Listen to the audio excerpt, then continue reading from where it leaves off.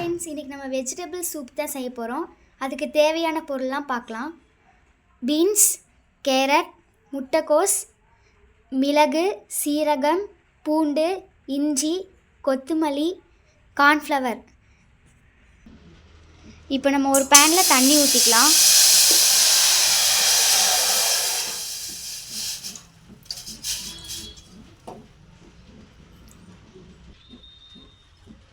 இப்போ இதில் முட்டைக்கோஸ் போட்டுக்கலாம்.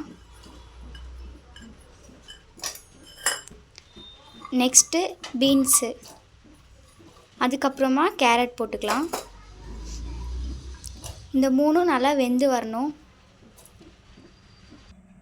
இப்போ நம்ம சூப்புக்கு தேவையானதை அரைச்சி எடுத்துக்கலாம்.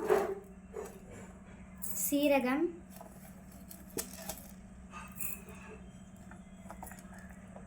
பூண்டு,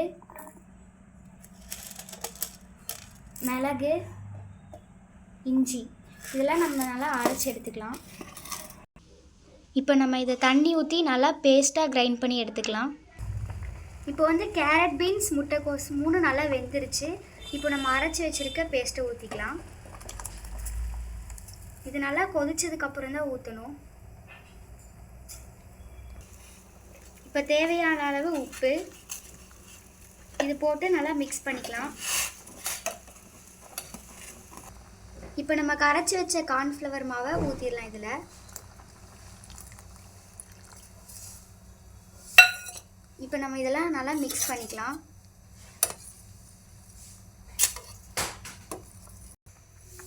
இந்த மாதிரி நல்லா திக்னஸாக ஆகணும். இப்போ நம்ம இதில் பெப்பர் ஆட் பண்ணிக்கலாம்.